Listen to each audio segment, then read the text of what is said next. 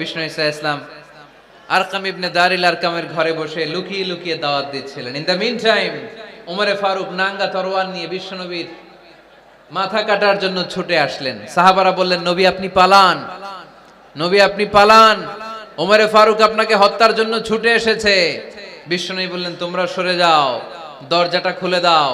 আমার তো মনে হচ্ছে ওই যে তাহাজ্জুদের রাতে আমি দোয়া করেছিলাম, আজকে ওই দোয়া আল্লাহ কবুল করতে শুরু করেছে। সাইয়েদনা ওমরে ফারুক তখনও কালিমা পড়েন নাই। দৌড়ে এসে আরকাম ইবনে আবিল আরকামের ঘরের ভেতরে ঢুকে তলোয়ারটা জমিনের মধ্যে রেখে দিয়ে আওয়াজ করে আঙ্গুল তুলে বলতে আরম্ভ করলেন, আশহাদু আল্লা ইলাহা ইল্লাল্লাহ ওয়া আশহাদু আন্না মুহাম্মাদার রাসূলুল্লাহ। সুবহানাল্লাহ পড়ে কালিমা পড়ে মুসলমান হয়ে গেছে। বিশ্বনবী খুশি হয়ে গেলেন। ওয়ালা সাউফা ইউতিকা রাব্বুকা ফাতারদা। নবী যখনই আপনার মন খারাপ, আপনার মনকে আমি ভালো করে দিব, আপনারে খুশি করে দিব, চিল্লায় পড়তে হবে আল্লাহু আকবার। বিশ্বনবীর মন খারাপ ছিল।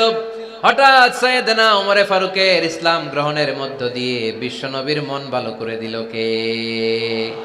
আল্লাহ মন ভালো করে দিলেন। এবার ওমরে ফারুক বললেন, ইয়া রাসূলুল্লাহ, এই যে কোরআনের বাণী আপনি প্রচার করেন, আলাইসাল কোরআনু কিতাবুন হক, কোরআন কি সত্য কিতাব নয়? আপনারা আওয়াজ করে বলেন তো, আমাদের কোরআন কি সত্য কিতাব নয়? ইসলাম কি সত্য ধর্ম নয়? আল্লাহ কি আমাদের সঠিক রব নয়? তিনটা প্রশ্ন করলেন বিশ্বনবীকে। আপনাদের মতোই বিশ্বনবী বললেন, হ্যাঁ, কোরআনও সত্য, ইসলামও সত্য, আল্লাহও সত্য। এবার ওমরে ফারুক বললেন, ফাফিমাল ইখতিফা, নবী তাহলে লুকিয়ে লুকিয়ে দাওয়াত দেন কেন? লুকিয়ে লুকিয়ে ঘরের ভিতরে কোরআন পড়েন কেন? আজকে থেকে আমি ওমর আপনার সাথে আছি। সুবহানাল্লাহ বলতে পারলেন না মজা করে? আমি ওমর আছি, দেখি কে আপনারে কি করে। বের হন ঘর থেকে। ঘর থেকে বের হয়ে প্রকাশ্যে দাওয়াত দেন। বিশ্বনবী বললেন, না ওমর, এটা মাক্কি জীবন, এখানে গোপনে দাওয়াত দিতে হবে। ওমরে ফারুক বললেন, নবী তাহলে আমাকে একটা মিছিলের অনুমতি দেন। কিসের অনুমতি? আপনাদের চুয়াডাঙ্গায় মিছিল টিছিল হয় নাকি? হয় হয়। বিশ্বনবী বললেন, যাও, ঠিক আছে, মিছিলের অনুমতি দিলাম। মোট 11 জন তিনি পেলেন। হাতে গোনা অল্প কয়েকজন লোক কালিমা পড়ে মুসলমান হয়েছে। 11 জনকে নিয়ে ওমরে ফারুক 2 লাইন বানালেন, পেছনে 6 জন, সামনে 5 জন। দ্বিতীয় লাইনের নেতা বানালেন বিশ্বনবীর চাচা হামজা ইবনে আব্দুল মুত্তালিবকে। প্রথম লাইনের নেতা হলেন ওমরে ফারুক নিজেই। তারপরে এক বাক্যের একটা ভাষণ দিলেন। কয় বাক্যের? তিনি বললেন, মান আরাদা আন তাসকুলা উম্মু ইয়াতামা ওয়ালাদু তারমিলা যাওজাতুহু ফালিয়াসুদ্দানি। ওমরে ফারুক মিছিলের সামনে দাঁড়িয়ে মক্কাবাসীদেরকে শোনানোর জন্য বললেন, উদ্দেশ্য করে বললেন, কে আছো, কে আছো, মান আরাদা আন তাসকুলা উম্মু, কে আছো মায়ের বুক খালি করতে চাও, কে আছো সন্তানগুলোর ইয়াতিম বানাতে চাও, কে আছো মক্কায় স্ত্রীদেরকে বিধবা করতে চাও, বুকের পাটা থাকলে আমি ওমরের সামনে এসে দাঁড়াও। কেউ সামনে আসতে পারে নাই। ওমরে ফারুক স্লোগান তুললেন, আল্লাহু আকবার, আল্লাহু আকবার, আল্লাহু আকবার। আল্লাহু আকবার স্লোগান আর কেউ শোনে নাই।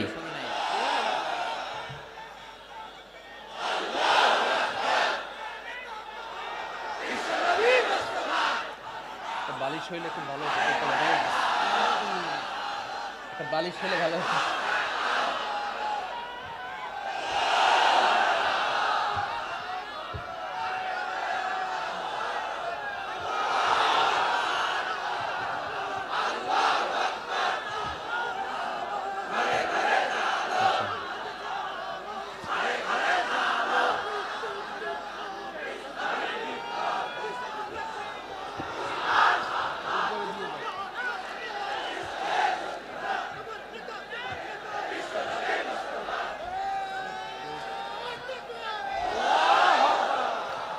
ওমরে ফারুক বললেন, কে আছো মায়ের বুক খালি করতে চাও, কে আছো সন্তানগুলোর ইয়াতিম বানাতে চাও, কে আছো স্ত্রীকে বিধবা বানাতে চাও, ফালিয়া সুদ্দানি, বুকের পাটা থাকলে সামনে এসে ঠেকাও। এই আল্লাহু আকবার স্লোগান শুরু করলেন। ওমরে ফারুক বললেন, কাবা ঘর যে ধরবো, কাবা ঘর ধরার আগ পর্যন্ত কেউ ওমরের মিছিল থামাতে পারবে। হঠাৎ মিছিল শুনে আবু জাহেল বের হয়ে এলো, উতবা, শাইবা, ওয়ালিদ ইবনে মুগীরা, সব নেতা খেতারা বের হয়ে আসলো। এসেই দেখে মিছিলের সামনে ওমর। মিছিলের সামনে কে? ওমরে ফারুককে দেখে সবগুলা দিছে দৌড়। মিছিল কেউ ঠেকাইতে পারে নাই। কাবার গিলাফ পর্যন্ত ওই মিছিল চলেছে। চিল্লায় বলো আল্লাহু আকবার। ওমরে ফারুক এমন নেতা ছিলেন, শুধু আবু জাহেলই না, মুনাফিকরা ওমরে ফারুককে দেখলে ভয় পেত। এমনকি শয়তান, ইবলিস শয়তান ওমরে ফারুককে দেখলে আরেক রাস্তা দিয়ে হাঁটতো।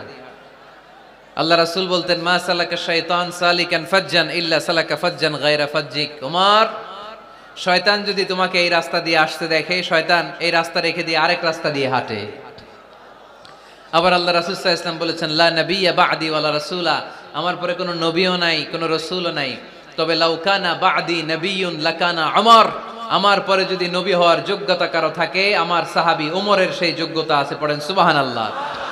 প্রভু তুমি বলেছো রাসূল দেবে না, বলনি দেবে না ওমর, বলনি দেবে না হামজা তারি, খালিদ বিজয় সমর। প্রভু তুমি বলেছো রাসূল দেবে না, বলনি দেবে না ওমর, বলনি দেবে না হামজা তারি, খালিদ বিজয় সমর। প্রভু তুমি বলেছো রাসূল দেবে না। সুবহানাল্লাহ পড়েন।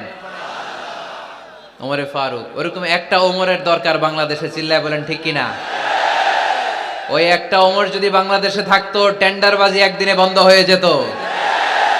ওই এক ওমরে ফারুক যদি বাংলার জমিনে থাকতো, চাঁদাবাজি থাকতো না, নুসরাতের মতো কোনো মেয়েকে ধর্ষিত হওয়া লাগতো না, পেঁয়াজের দাম বাড়িয়ে সাধারণ মানুষের কষ্ট দেওয়ার সাহস কেউ করতো না, লবণের মতো নিত্য প্রয়োজনীয় জিনিসের দাম বাড়ানোর গুজব তোলার মতো সাহস কেউ পেত না। চিল্লায় বলো ঠিক কিনা? কোটি কোটি টাকার নোট ছিঁড়ে ছিঁড়ে কেউ পানির মধ্যে ফেলার সাহস তুলতো না। চিল্লায় বলো ঠিক কিনা?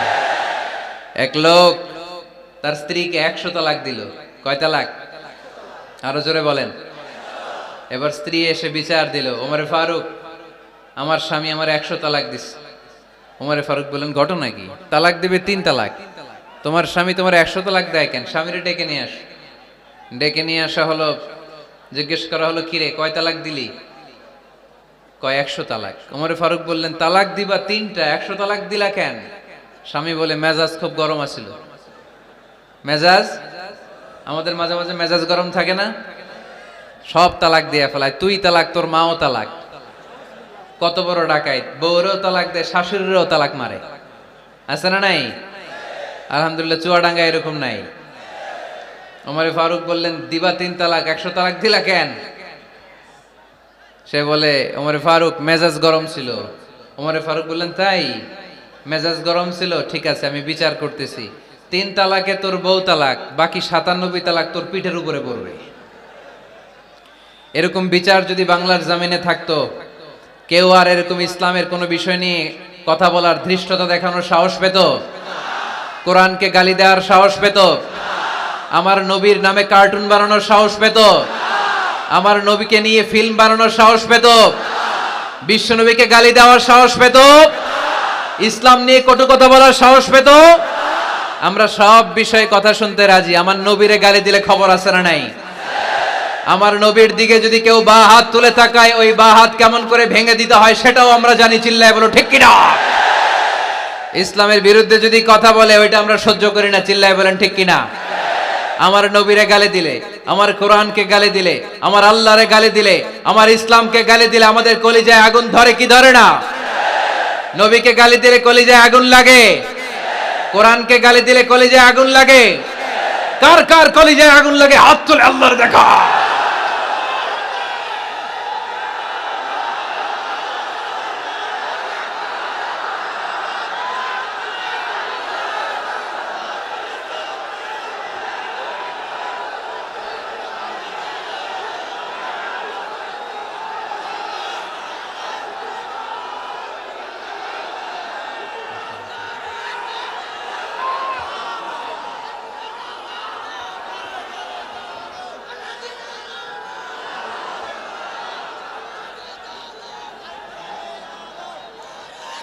আমাদের এই উচ্ছ্বাস, আল্লাহ রাসূলের ভালোবাসা, কোরআনের ভালোবাসা, ইসলামের ভালোবাসা, আল্লাহর জন্য ভালোবাসার এই উচ্ছ্বাস, এই সতেজতাকে আল্লাহ তুমি ইসলামের বিজয়ের জন্য কবুল করে নাও। আমরা একটা ওমরের অপেক্ষায়। চিল্লায় বলেন ঠিক কিনা? ওই ওমরের মতো একটা নেতা হলে বাংলাদেশ সোজা হয়ে যাবে। চিল্লায় বলেন ঠিক কিনা? ওই ইমাম মাহাদির অপেক্ষায় আমরা আছি। 7 বছরের ব্যবধানে, 9 বছরের ব্যবধানে গোটা বিশ্বকে সাম্য, মৈত্রী, ভালোবাসা দিয়ে তিনি এক করে ফেলবেন। চিল্লায় বলে ঠিক কিনা? আমরা সেই ইমাম মাহাদির অপেক্ষায়। একজন ওমরই পারে গোটা বিশ্বটারে শান্তি, সাম্য, মানবতা আর ভ্রাতৃত্বের বন্ধনে অটুট রাখতে। সে ওমরে ফারুক যখন ইসলাম ধর্ম গ্রহণ করলেন, বিশ্বনবীর পেরেশানি দূর করে দিল কে? এজন্য আল্লাহ বললেন, ওয়ালা সাউফা ইউতিকা রাব্বুকা ফাতারদা। ও নবী, অচিরে এমন কিছু আমি আপনারে দান করব, এগুলো পেয়ে আপনি খুশি হয়ে যাবেন। সুবহানাল্লাহ পড়েন। যেখানেই নবী পেরেশান, ওইখানেই নবীর মন ভালো করে দেয় কে? মক্কা থেকে 80 কিলোমিটার দূরে তায়েফের ময়দান। যারা হজ উমরা করেছেন তারা জানেন, প্রায় 80 কিলোমিটার দূর এই তায়েফের ময়দানে বিশ্বনবী পাহাড়ি পথ পাড়ি দিয়ে দাওয়াত দিতে গেলেন। তায়েফের লোকেরা কি নবীর দাওয়াতে সাড়া দিয়েছে? নবীকে পাথর মেরেছে, ঠিক কিনা? রক্তাক্ত করেছে 3টা জায়গায়। কয় জায়গায়? বিশ্বনবীর চাইতে সুন্দর মানুষ পৃথিবীতে ছিল? বিশ্বনবীর চাইতে সুন্দর মানুষ বর্তমানে পৃথিবীতে আছে? আমার নবীর চাইতে সুন্দর কোন সুপুরুষ কিয়ামত পর্যন্ত দুনিয়ায় জন্মগ্রহণ করবে? সাদা ধবধবে স্বচ্ছ শুভ্র মানুষ, এত সুন্দর মানুষ যার নুরানি চেহারা দেখলে মানুষ কালিমা পড়ে মুসলমান হয়ে যেত। বিশ্বনবীর চেহারা দেখে কাফির মুশরিকেরা কালিমা পড়ে মুসলমান হতো। আমার নবীর চেহারার মতো সুন্দর শুভ্র সাবলীল মানুষ দুনিয়ার বুকে দ্বিতীয়টা ছিল না। আমার ওই পেয়ারা নবীর গায়ে পাথর মেরেছে তায়েফের ছেলেরা। আমার নবীকে 3টা জায়গায় রক্তাক্ত করেছে, তারপরেও বিশ্বনবী তায়েফবাসীদের বদদুয়া দেয় নাই। খেয়ে না খেয়ে দিন প্রচারের কাজে নিজেকে দিয়েছ বিলিয়ে, তায়েফের কাফিরেরা চিনল না সে আলো, দুষ্ট ছেলেদের পিছু দিল লেলিয়ে। পাথরের আঘাতে ক্ষত বিক্ষত হয়ে সারা শরীর থেকে রক্ত ঝরে। এ রাসূল তোমাকে ভুলি আমি কেমন করে, হে রাসূল তোমাকে ভুলি আমি কেমন করে। হাজার ব্যথা বেদনার পরে ফিরে আসনি তুমি আপন ঘরে, দিনের আলো তুমি ছড়িয়ে দিতে চলে গেলে মদিনায় মক্কা ছেড়ে। হে রাসূল তোমাকে ভুলি আমি কেমন করে, হে রাসূল তোমাকে ভুলি আমি কেমন করে। ঠিক কিনা? ওই নবীকে ভোলা সম্ভব?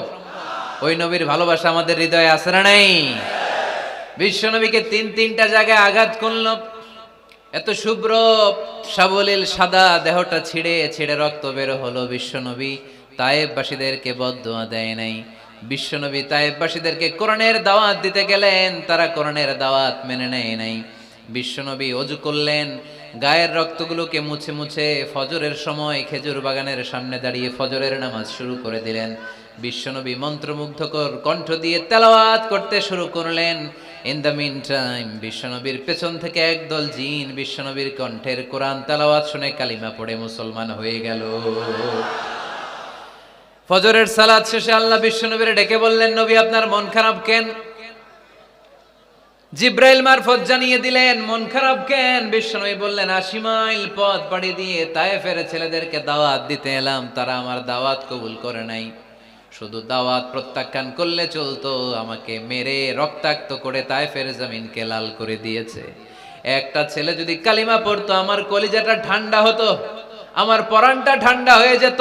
একটা ছেলেও কালিমা পড়ে নাই, পাথর মেরে আমারে রক্তাক্ত করেছে। কি ছিল আমার অপরাধ? ওদেরকে জাহান্নামের আগুন থেকে বাঁচানোর জন্য আমি তায়েফে এসেছি, একটা লোক আমার ডাকে সাড়া দেয় নাই। বিশ্বনবীর মন খারাপ। আল্লাহ ডেকে বললেন, নবী মন খারাপ করবেন না, হতাশ হবেন না। আপনি জানেন না, আপনি দেখেন নাই, আমি আল্লাহ দেখেছি। আপনি যখন দাঁড়িয়ে দাঁড়িয়ে ফজরের নামাজের তেলাওয়াত করছিলেন, আপনার সুমধুর কণ্ঠের তেলাওয়াত শুনে একদল জিন কালিমা পড়ে মুসলমান হয়েছে। سمعنا قرآنا عجبا يهدي إلى الرشد فآمنا به। বিশ্বনবী যখন কালামুল্লাহ মাজিদ থেকে দাঁড়িয়ে দাঁড়িয়ে তেলাওয়াত করছিল, জিন জাতি বিশ্বনবীর কণ্ঠের তেলাওয়াত শুনে পাগল হয়ে গেল। জিনেরা এরকম বাক্য শুনে নাই এর আগে।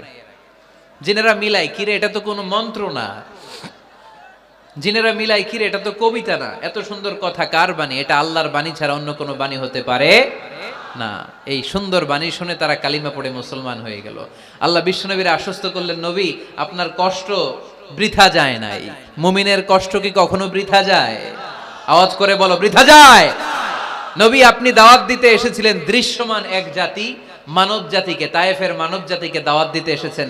ওরা দাওয়াত কবুল করে নাই তো কি হয়েছে? অদৃশ্য জাতি, জিন জাতি কালিমা পড়ে মুসলমান হয়ে গিয়েছে। ওয়ালা সাউফা ইউতিকা রাব্বুকা ফাতারদা।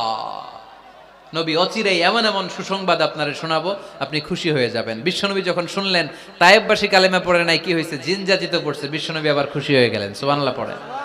এইভাবে বিশ্বনবীর মন খারাপ হলে বিশ্বনবীর মন ভালো করে দেয় কে?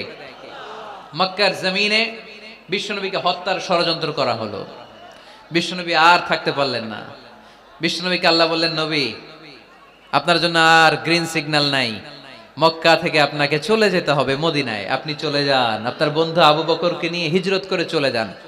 বিশ্বনবী চলে যাচ্ছিলেন আর মক্কার দিকে তাকিয়ে চোখের পানি ছাড়ছিলেন আর বলছিলেন, মক্কা তো হাব্বুল বিলাদ ইলাইয়া, মক্কা আমার কাছে সবচাইতে শ্রেষ্ঠ শহর। লাউলা উখরিজতু লামা খারাজতু মিনহা, মক্কা থেকে যদি আমারে বের করে দেয়া না হতো আমি মক্কা থেকে বের হতাম না। আমার কথা কি আপনারা শুনতেছেন? অনেক রাত হয়েছে, এবার শেষ করে দেই। এত লোক যেতে কয়েক ঘন্টা লাগবে, পুরো চুয়াডাঙ্গা জেলা জ্যাম হয়ে যাবে। শেষ করে দিব নাকি আরো 2-1 মিনিট শুনবেন? শুনবেন? ঠিক আছে, তাহলে বসেন। রাসূল সাল্লাল্লাহু আলাইহি ওয়াসাল্লাম বললেন, মক্কা থেকে যদি আমার বের করে দেয়া না হতো আমি বের হতাম না। চোখের পানি ছাড়লেন। মাতৃভূমি ছেড়ে চলে যেতে হবে। আপনাদের জেলার নাম কি? আরো জোরে বলেন। চুয়াডাঙ্গারে বেশি পছন্দ করেন না বোধহয়, এজন্য আওয়াজটা জোরসে হয় নাই। আপনাদের প্রাণের জেলার নাম কি? চুয়াডাঙ্গা। জোর করে যদি চুয়াডাঙ্গা থেকে বের করে আপনারা সিলেটে পাঠায় দেয়, ভালো লাগবে? বিশ্বনবীকে মক্কা থেকে মদিনায় পাঠিয়ে দেয়া হলো। জন্মভূমি ছেড়ে বিশ্বনবী মদিনায় যাচ্ছেন, মনটা খুব খারাপ। প্রথম যখন মানুষ বিদেশে যায় এয়ারপোর্টে কাঁদে না? এয়ারপোর্টে গেছেন আপনারা? আহা, পরিবার পরিজনদেরকে কেঁদে কেঁদে অশ্রু সিক্ত নয়নে বিদায় দেয়। বিশ্বনবীও চোখের পানি ছেড়ে মক্কাকে বিদায় জানালো। মন খুব খারাপ, কিন্তু মদিনায় যেয়ে দেখে এলাহি কাণ্ড। মদিনার উপকণ্ঠে সানিয়াতুল ওয়াদা নামক জায়গায় আবাল বৃদ্ধ বনিতা দফ বাজিয়ে বাজিয়ে বিশ্বনবীরে ওয়েলকাম করতে শুরু করলো। তলাআল বাদরু আলাইনা মিন সানিয়াতিল ওয়াদা ওয়াজাবা শুকরু আলাইনা মাদআ লিল্লাহি দা আইয়ুহাল মাবউসু ফিনা جئت من أمر المطاع جئت شرفت المدينة مرحبا يا خير دا যারা পারেন পড়েন।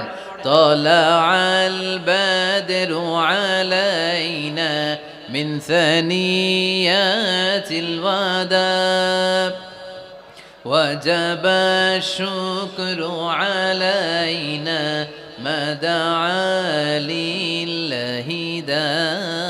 পড়েন না আল্লাহু আকবার। এই বিশাল জনসমুদ্র দেখে তলাল বদরু আলাইনা আর দফ বাজাতে বাজাতে নবীকে ওয়েলকাম ইন রিসিপশন দেয়া হলো।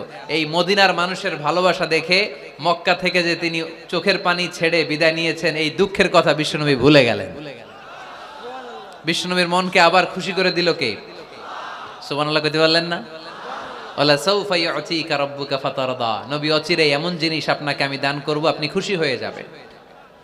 আবার বিশ্বনবী শুনতে পেলেন ওনার আগের পয়গম্বরদের বয়স ছিল কারো 1000 বছর, কেউ হায়াত পেত 2000 বছর, কেউ পেত 1500 বছর। তাদের উম্মতের মধ্যে থেকে কেউ বাঁচত 800 বছর, 700 বছর। বিশ্বনবী মনে মনে দুঃখ পেতে শুরু করলেন, হায় হায়, আমার উম্মতের গড় বয়স এত কম। আগের উম্মতেরা হায়াত পেয়েছে বেশি, ইবাদত করার সুযোগও পেয়েছে বেশি। আমার গুনাহগার উম্মতেরা হায়াত পাবে কম, তাই ইবাদতের সুযোগও তাদের কম। ঠিক কি না? আল্লাহ রাসূল সাল্লাল্লাহু আলাইহি ওয়াসাল্লাম ফরমান, আমার উম্মতি মা বাইনা আস-সিত্তিন ইলা 70। আমার উম্মতের গড় বয়স 60 থেকে 70। 60 থেকে 70 এর মধ্যে আমার উম্মতের বেশিরভাগ লোক মারা যাবে। ওয়া আকাল্লুহুম মান ইয়াজুযু যালিক, হাতে গোনা অল্প কয়েকজনই 70 এর বেশি হায়াত পাবে। আপনাদের চুয়াডাঙ্গার কি অবস্থা? কত হায়াত পায় মানুষ? 80 বছর বয়স পেয়েছেন এরকম কেউ আছে নাকি আজকের মাহফিলে? 80 বছরের মুরব্বী কেউ আছেন? নাই। 70 বছর হায়াত পেয়েছেন কেউ আছে? হ্যাঁ, আছে আছে। 60 বছর বয়স আছে? 60 বছর আছেন। 50 আছে কার কার দেখি? 50। টরিক ভাইয়ের বয়স কত? শহীদ ভাই বয়স কত চলে? 50। মাশাআল্লাহ, আরো 50 বছর আল্লাহ বাঁচায় রাখুক। সবাই পড়ি আমিন। তো রাসূল সাল্লাল্লাহু আলাইহি ওয়াসাল্লাম চিন্তিত হলেন, হায় রে, আগের উম্মতেরা হায়াত পাইতো 1000 বছর, 1500 বছর। আমার উম্মত 60 থেকে 70 এর মধ্যে সব মরে যাবে। ওরা ইবাদত করার সুযোগ পেয়েছে বেশি, আমার উম্মতের কি হবে? সুবহানাল্লাহ কইবেন না? কি দরদ আমাদের জন্য, কি মায়ার নবী, কি দয়ার নবী। আমার নবীর চাইতে দয়ালু মানুষ পৃথিবীতে ছিল? আমার নবীর চাইতে বিশ্বস্ত মানুষ পৃথিবীতে আছে? আহমদ বড় বিশ্বস্ত, সে কোন বন্ধু বলো বেশি বিশ্বস্ত? সে কোন বন্ধু বলো বেশি বিশ্বস্ত? কার কাছে মন খুলে দেয়া যায়, কার কাছে প্রাণ খুলে দেয়া যায়, হওয়া যায় অতি আশ্বস্ত। তার নাম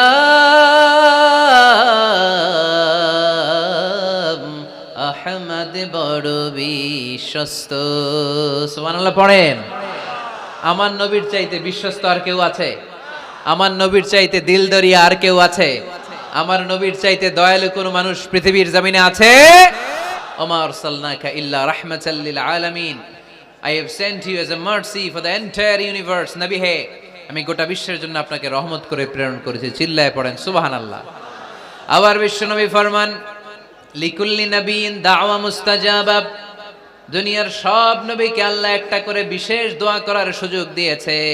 এই দোয়াটা করার সাথে সাথে এই দোয়াটা আল্লাহ কবুল করে নিয়েছে। আর দুনিয়ার বুকে যত নবী এসেছিল সব নবীরা তাদের দোয়াটা দুনিয়ায় শেষ করে ফেলেছে। ওয়া ইন্নী আখতাবিউ দাওয়াতি শাফাআতান লিউম্মতি ইয়াউমাল কিয়ামা, কিন্তু আমি আমার স্পেশাল দোয়াটা দুনিয়ার বুকে করি নাই। আমি কিয়ামতের দিন আমার উম্মতদেরকে সুপারিশ করার জন্য স্পেশাল দোয়াটা রেখে দিয়েছি। আমার নবী দোয়াটা রেখে দিয়েছে আমার জন্য, আপনার জন্য, আমাদের জন্য। বিশ্বনবী দোয়াটা করে নাই। সব নবী আল্লাহর পক্ষ থেকে কয়টা দোয়া পাইছে স্পেশাল? সবাই বলেন না? একটা। ওই দোয়া করার সাথে সাথেই কবুল হবে। একটা করে দোয়া। সব নবীরা ওই দোয়াটা দুনিয়াতেই করেছে, কোন নবী বাকি নাই। সব নবী দোয়াটা দুনিয়াতেই কাজে লাগিয়ে ফেলেছে, আমার নবী ছাড়া। আমার নবী কি দোয়াটা দুনিয়াতে করছে? দুনিয়ায় বিশ্বনবী বিপদে পড়েন নাই? ওই দোয়াটা করলেই বিপদ থেকে মুক্তি পেতেন। কিন্তু আমার জন্য, আপনার জন্য, আমাদের জন্য রেখে দিয়েছেন। কিয়ামতের দিন আমরা যখন বিপদে পড়ে যাব, আমাদেরকে বিপদ থেকে উদ্ধার করার জন্য বিশ্বনবী ওই দোয়াটা করে আমাদেরকে উদ্ধার করবে। চিল্লায় এখন সুবহানাল্লাহ। বিশ্বনবী কিয়ামতের দিন শুধু কাঁদতে থাকবে। আকাশের জল জলে সূর্যটা মাথার কাছে চলে আসবে। মাথার মগজগুলো ভাতের মাড়ের মতো গলে গলে নাকের ছিদ্র, কানের ছিদ্র দিয়ে বেয়ে বেয়ে পড়বে। তৃষ্ণায় ক্ষুধায় জিহ্বাটা বের হয়ে কুকুরের মতো নাভিস্থল পর্যন্ত ঝুলতে থাকবে। জমিনটারে তামার জমিন বানিয়ে দেয়া হবে। সবাই শুধু বলবে ইয়া নফসি ইয়া নফসি, আল্লাহ তুমি আমারে বাঁচাও। ওলিরা বলবে ইয়া নফসি, শহীদরা বলবে ইয়া নফসি, নবীরা বলবে ইয়া নফসি, উম্মত বলবে ইয়া নফসি। সবাই বলবে আল্লাহ তুমি আমারে বাঁচাও। আল্লাহ তুমি আমারে বাঁচাও, আল্লাহ তুমি আমারে বাঁচাও। ঠিক ওই মুহূর্তে বিশ্বনবী পিয়ারা নবী মাকামে মাহমুদে সেজদায় পড়ে কাঁদবে। তিনি ইয়া নাফসি না বলে চিৎকার করে কেঁদে কেঁদে বলবে, উম্মতি উম্মতি রবলি হাবলি উম্মতি, ও রব আমার উম্মতকে তুমি বাঁচাও। পুরো কিয়ামত জুড়ে চিৎকার, ইয়া নাফসি আল্লাহ আমারে বাঁচাও। বিশ্বনবী বলবে ইয়া উম্মতি আল্লাহ উম্মতরে বাঁচাও। সুবহানাল্লাহ পড়বেন না? বিশ্বনবী মাথা তুলবেন না।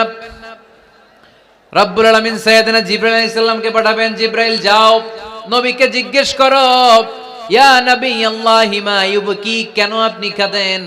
বিশ্বনবী মাথা তুলবেন না, সিজদারত অবস্থায় উত্তরে বলবেন, উম্মতি উম্মতি, আল্লাহ আমার উম্মতের কি হবে আপনি বলেন, আমার উম্মতরে আপনি বাঁচান। সাইয়েদনা জিবরাইল এসে বলে, ও মাবুদ আপনার নবী বলে উম্মতের কি হবে, উম্মতের কি হবে? আল্লাহ বলেন, জিবরাইল আমার নবীরে যে বলো, ইন্না সানুরদিকা ফি উম্মাতিক ফালা নাসুক। আমি আমার নবীর দুনিয়ার বুকে যখন মন খারাপ ছিল তখন যেমনি মন ভালো করে দিয়েছি, আজকেও আমার নবীর উম্মতের ব্যাপারে এমন একটা ঘোষণা আমি দেব, এই ঘোষণা শুনে আমার নবী খুশি হয়ে যাবে।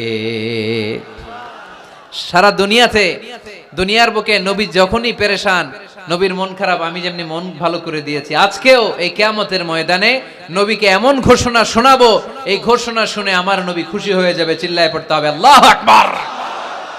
আল্লাহ তখন বলবে, নবী মাথা তোলেন, মাথা তোলেন, ইরফা রাসাক, নবী মাথা তোলেন, সাল তুতা, আপনার কান্না আমার সহ্য হয় না, সাল তুতা, যা চাবেন তাই দেব। ইশফা তুশাফা, যার ব্যাপারে আপনি আজকে সুপারিশ করবেন তার জন্য আমি সুপারিশ কবুল করে নেব। ওয়া সাউফা ইউতিকা রাব্বুকা ফাতারদা, নবী এমন এমন জিনিস আপনারে দেব আপনি খুশি হবেন। তারপরেও নবী খুশি হবেন না, নবী অস্থির হয়ে থাকবেন আমাদের জন্য। একটা পতাকা নিয়ে আমাদের সবাইকে নিয়ে আমার নবী পেয়ারা নবী জান্নাতের দরজার মধ্যে একটা ধাক্কা দিবেন, পড়েন আল্লাহু আকবার। জান্নাতের রক্ষী ফেরেশতা বলবে, মান আনতা, আপনি কে? বিশ্বনবী বলবেন, আনা মুহাম্মদ, আমার নাম মুহাম্মদ সাল্লাল্লাহু। মুহাম্মদ শোনার পরে গার্ড অফ অনার দিয়ে বিশ্বনবীর জন্য জান্নাতের বিশাল দরজাগুলো খুলে দেয়া হবে। আর জান্নাতের ফেরেশতারা বলবে, নবী গো, জান্নাত সৃষ্টির পর থেকে আজ পর্যন্ত আমরা দাঁড়িয়ে আছি, কবে আপনি জান্নাতে ধাক্কা মারবেন আর আপনার জন্য জান্নাতের দরজা খুলে দেব। আপনার আগে যেন কারো জন্য জান্নাতের দরজা খোলা না হয়, এ ব্যাপারে আমাদেরকে কঠোর নির্দেশনা দিয়েছে কে? বিশ্বনবী লক্ষ লক্ষ কোটি কোটি উম্মতে মুহাম্মাদীকে নিয়ে সেদিন জান্নাতের ভেতরে যখন ঢুকবেন, তখন বিশ্বনবীর মনটারে খুশি করে দিবে কে? ওয়ালা সাউফা ইউতিকা রাব্বুকা ফাতারদা, নবী হে, এমন এমন জিনিস আপনারে আমি দান করব, আপনি খুশি হয়ে যাবেন। তার মানে মন খারাপ হলে নবীর মন ভালো করে কে? জোরে বলতে হবে। আপনারা ঘুমায় গেছেন, ঘুম ধরছে, কষ্ট হচ্ছে, ঝিমায়ে পড়েছে মুসলমান, চিল্লায় পড়েন লিল্লাহে তাকবীর, লিল্লাহে তাকবীর, লিল্লাহে তাকবীর। এরপরে নবীর আল্লাহ স্মরণ করায় দিচ্ছেন, আলাম ইয়াজিদিকা ইয়াতীমান ফাআওয়া ওয়া ওয়াজাদাকা দাল্লান ফাহাদা। নবী গো, আমি কি আপনার ইয়াতিম পাই নাই, তারপরে আমি কি আপনার লালন পালনের ব্যবস্থা করি নাই? সুবহানাল্লাহ পড়েন। আমার নবী ইয়াতিম হয়ে বড় হয়েছে, জানেন? ইয়াতিম হয়ে লালিত পালিত হয়েছেন। তিনি যখন মায়ের পেটে বিশ্বনবীর বাবাকে নিয়ে গিয়ে তুলে নিয়েছে কে? 6 বছর বয়সে মাকে তুলে নিল কে? দাদা আব্দুল মুত্তালিবের কাছে লালিত পালিত হলেন। 8 বছর বয়সে দাদাকেও নিয়ে গেল কে? এরপরে ইয়াতিম নবী চাচার কাছে লালিত পালিত হলেন। সুবহানাল্লাহ পড়েন। এজন্য আল্লাহ বললেন, আওয়া আলাম ইয়াজিদিকা ইয়াতীমান ফাআওয়া, নবী হে, আমি কি আপনার ইয়াতিম পাই নাই, আর আপনারে কি আমি আপনার চাচার কাছে লালন পালনের ব্যবস্থা করে দেই নাই? তো এই ছোট্টবেলায় আপনি ইয়াতিম, আপনারা দেখার কেউ নাই, তখন যদি আমি আপনারা সাহায্য করতে পারি, ওই আল্লাহ এখনো আসিনা নাই? বিপদের কালে আমার নবীরে সাহায্য করে উত্তরণের ব্যবস্থা করেছে যে, মুসলমানদের এই ক্রান্তি লগ্নে মুসলমানদের সংকট দূর করার জন্য আমার আল্লাহর রহমত আজও আছে না নাই? পরীক্ষা দিতে হবে, আমাদের পরীক্ষায় পাশ করতে হবে। ওয়ালা তাহিনু ওয়ালা তাহজানু ওয়া আনতুমুল আ'লাউনা ইন কুনতুম মুমিনিন, ভয় পেও না, নিরাশ হয়ো না, হতাশ হয়ো না, বিজয় তোমাদেরই হবে যদি মুমিন হও। চিল্লায় বলেন ঠিক কি না? আলাম ইয়াজিদকা ইয়াতীমান ফাআওয়া, নবী আপনার ইয়াতীম হিসেবে পেয়েছি তখন আপনারে আশ্রয় দিয়েছি। তারপরে আল্লাহ বললেন ওয়াওয়াজাদাকা দাল্লান ফাহাদা, আপনারে আমি দল্লান হিসেবে পেয়েছি, তারপরে রাস্তা দেখিয়েছি। আপনি রাস্তা খুঁজছিলেন। দল্লুন শব্দের অর্থ গোমরা, পথহারা, কিন্তু রাসূল সাল্লাল্লাহু আলাইহি ওয়াসাল্লামের ক্ষেত্রে এই অর্থ করা যাবে না। আমার নবী গোমরা ছিলেন না, আমার নবী পথভ্রষ্ট ছিলেন না। যদিও অফিশিয়ালি আমার নবী 40 বছর বয়সে নবী হয়েছেন, কিন্তু 40 বছরের আগের জীবনীটাও আমাদের জন্য অনুপম আদর্শ আর নমুনা। চিল্লায় বলেন ঠিক কি না? 40 বছর আগেও নবী সত্য কথা বলতেন, 40 বছর আগে তিনি দান করতেন, নবী হওয়ার আগেও তিনি আত্মীয়দের সাথে সুসম্পর্ক রাখতেন, মানুষের বোঝা বইয়ে দিতেন। সত্য যেখানে বিপন্ন, সাহসী সৈনিক হয়ে বিশ্বনবী দাঁড়িয়ে যেতেন। চিল্লায় এখন ঠিক কি না? এজন্য আল্লাহ বললেন ওয়াওয়াজাদাকা দাল্লান ফাহাদা, নবী আপনি পথ খুঁজছিলেন, আমি আপনারে পথ দেখিয়েছি। আমাদেরকে পথ দেখায় কে? রাসূল সাল্লাল্লাহু আলাইহি ওয়াসাল্লাম মহাসত্যের অনুসন্ধান করছিলেন। দল্লান অর্থ এখানে পথহারা পথিকের মতো আপনি খুঁজছিলেন, কই যাবেন, ডানে না বায়ে। মাঝে মাঝে আমাদের এরকম হয় না, চুয়াডাঙ্গা থেকে কুষ্টিয়া কি এই রাস্তায় যায় না এইটায় যায়, বুঝতে পারতেছি না তো। অনেক রাতে যদি রওনা দেন, কেউ বলারও নাই, দেখায় দেওয়ার মতো কেউ নাই, বাজার টাজার বন্ধ, মাঝে মাঝে আমরা ঝামেলায় পড়ে যাই। আমরা যারা বক্তা, আমরা ঝামেলায় পরিবেশ। অনেক রাতে রাতে বাড়িতে ফিরি, এই জেলা থেকে ওই জেলায়, রাত 3টার দিকে, লোক নাই, ডানে যাবো না বায়ে যাবো। পুলিশ ভাইরা মাঝে মাঝে সহায়তা করে, অনেক সময় পুলিশও নাই, তখন ভরসা একজনের উপর, তিনি কে? তো রাসূল সাল্লাল্লাহু আলাইহি ওয়াসাল্লাম সত্যের পথ খুঁজছিলেন, ডানে না বায়ে। আল্লাহ বললেন বায়ে না, ডানে যান। ফাহাদা, আল্লাহ হেদায়েতের রাস্তায় তুলে দিলেন। সুবহানাল্লাহ পড়েন। আমরা যদি পথ ভুলে যাই, আমাদের পথ দেখায় কে? সবাই বলেন আমাদের পথ দেখায় কে? আমি যদি কোনদিন পথে ভুলে যাই, হাত ছানি দিয়ে কাছে নিও, মমতার বন্ধনে আমায় বেঁধে সব ভুল ক্ষমা করে দিও। পড়েন, আমি যদি কোনদিন পথে ভুলে যাই, হাত ছানি দিয়ে কাছে নিও, মমতার বন্ধনে আমায় বেঁধে সব ভুল ক্ষমা করে দিও। পড়েন আমিন। আমাদের পথ দেখায় কে? আমরা প্রতিদিন পড়ি ইহদিনাস সিরাতাল, সবাই পড়েন ইহদিনাস সিরাতাল। ও আল্লাহ আমাদেরকে সরল সঠিক পথ দেখাও। আল্লাহ বললেন নবী আপনাকে আমি পথ দেখিয়েছি। এরপর আল্লাহ বললেন ওয়াজাদাকা আইলান ফাআগনা, নবী আপনি ছিলেন নিঃস্ব, আপনার টাকা পয়সা ছিল না। খাদিজার সাথে বিয়ে দেওয়ার মাধ্যমে আমি আপনার নিঃস্বতা দূর করে ধনী বানিয়ে দিয়েছি। সুবহানাল্লাহ পড়েন। রাসূল সাল্লাল্লাহু আলাইহি ওয়াসাল্লাম মেষ চড়াতেন। মা বাআসাল্লাহু নাবিয়ান ইল্লা রাআল গানাম, এই পৃথিবীতে এমন কোন নবী নাই যেই নবী ছাগল চড়ায় নাই। আপনারা ছাগল চড়ান তো? আপনাদের তো এই যে কি বলে ব্ল্যাক গোট, চুয়াডাঙ্গার ব্ল্যাক গোট নাকি সারা দুনিয়ায় বিখ্যাত। হ্যাঁ, ব্ল্যাক বেঙ্গল, কি বলে ব্ল্যাক বেঙ্গল। ছাগল পালেন কে কে দেখি তো চুয়াডাঙ্গায়? ওরে আল্লাহ, ছাগল তো নিয়ে যাওয়া লাগবে কয়েকটা, দেখা যায় অনেক ছাগল। মেহেরপুরও বিখ্যাত না? মাশাআল্লাহ, চুয়াডাঙ্গার ছাগল অনেক বিখ্যাত।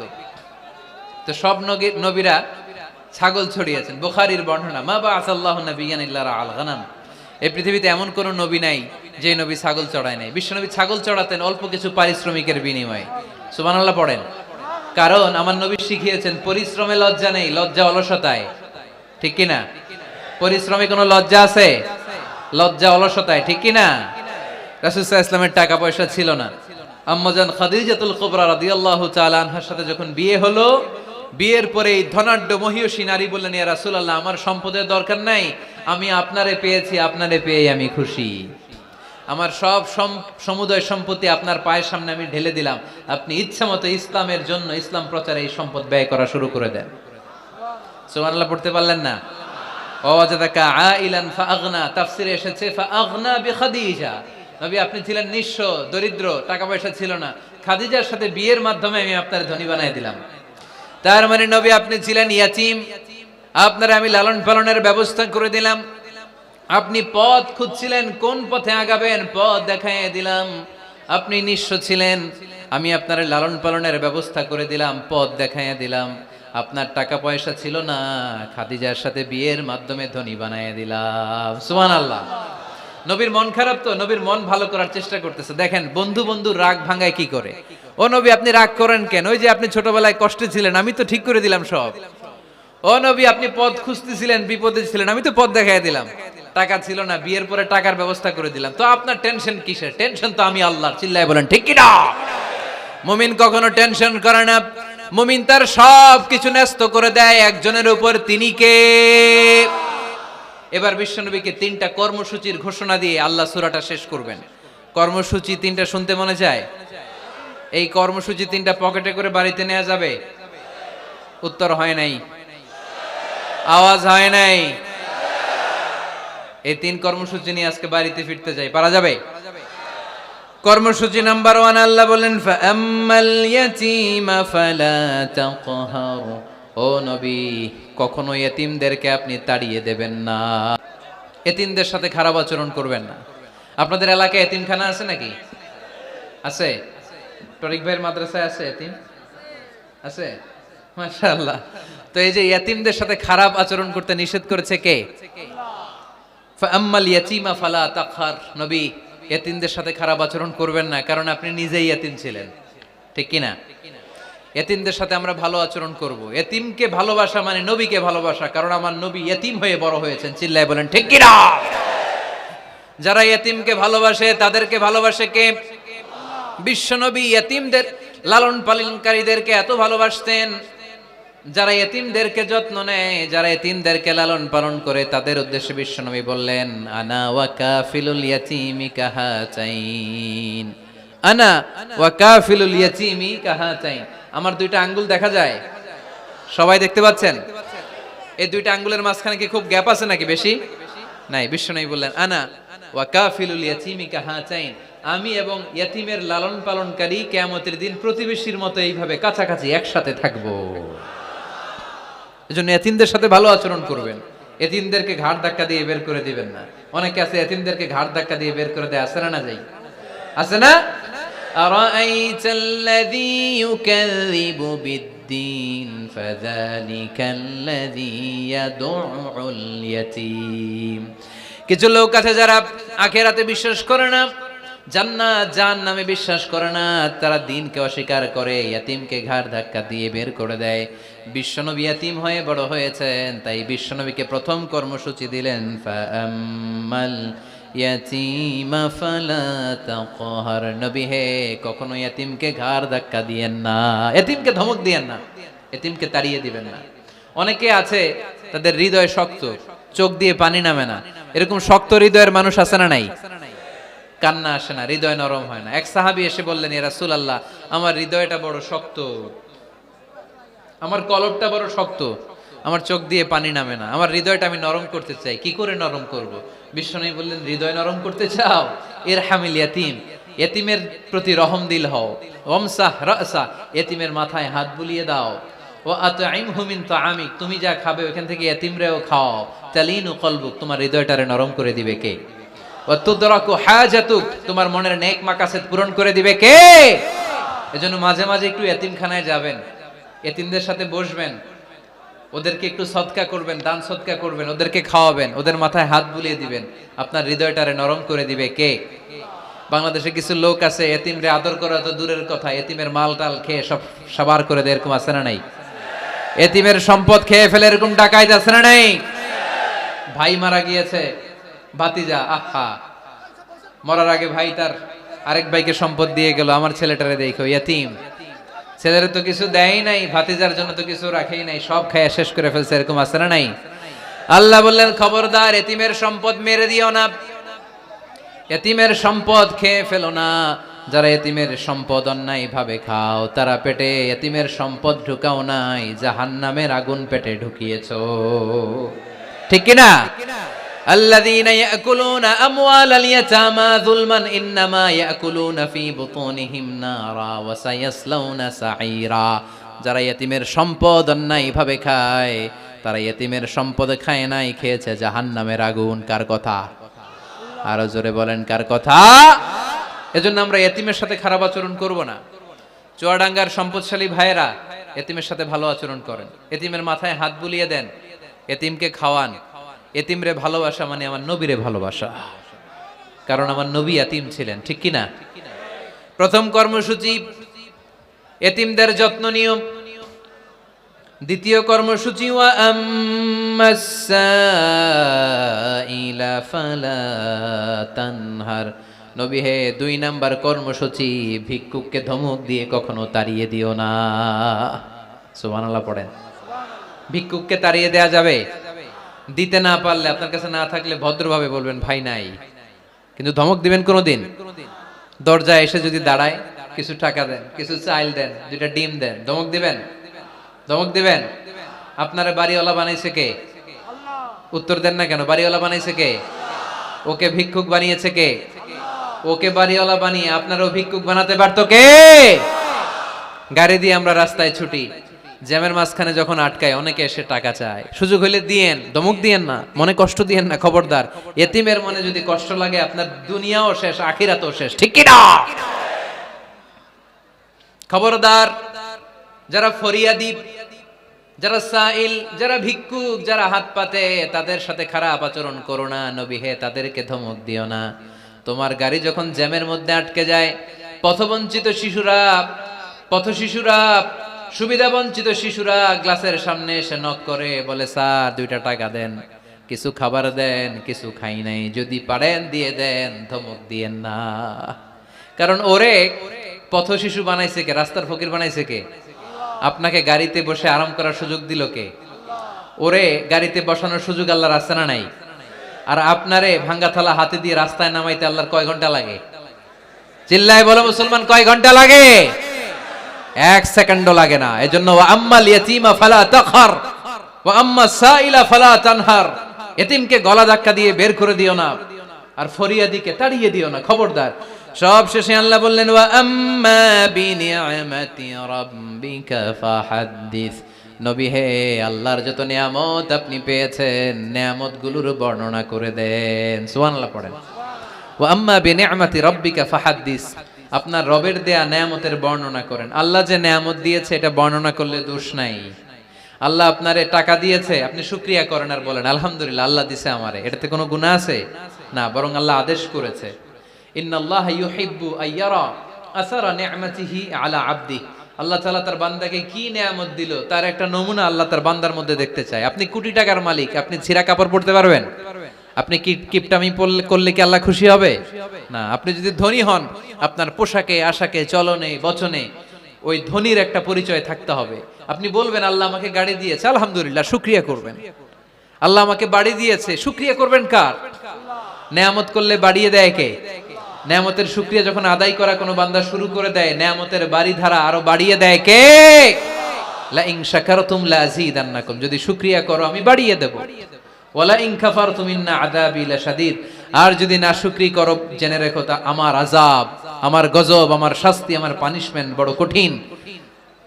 ওয়া আম্মা বিনিআমাতি রাব্বিকা ফাহাদ্দিস। 3 নাম্বার কর্মসূচি, হে নবী আপনি নিয়ামতের শুকরিয়া করার পাশাপাশি নিয়ামতের বর্ণনা দেন। কি নিয়ামত আপনি পেয়েছেন এটা আপনি বলে বেড়ান, আর শুকরিয়া করবেন একজনের, তিনি কে? তাহলে প্রথম কর্মসূচি ছিল ইয়াতিমের সাথে ভালো আচরণ করতে হবে, ঠিক কি না? চুয়াডাঙ্গার ভাইয়ের, আমরা কি ইয়াতিমের সাথে আজ থেকে ভালো আচরণ করতে পারবো? 2 নাম্বার কর্মসূচি, ভিক্ষুককে তাড়িয়ে দেয়া যাবে না, ধমক দেয়া যাবে না। আর কোনোদিন কোনো ফরিয়াদিকে, কোনো ভিক্ষুককে কি আমরা ধমক দেব? 3 নাম্বার, বিপদে আপদে সব সময় শুকরিয়া করব একজনের, তিনি কে? এই সূরা দোহা আমাদের জন্য যে মেসেজ বা শিক্ষা রেখে যায় সেটা হচ্ছে কখনো হতাশ হওয়া যাবে না, কখনো নিরাশ হওয়া যাবে না। চুয়াডাঙ্গের ছেলেরা, কখনো হাল ছেড়ে দেয়া যাবে না। মুমিন ভরসা রাখে একজনের উপর, চিল্লায় বলতে হবে তিনি কে?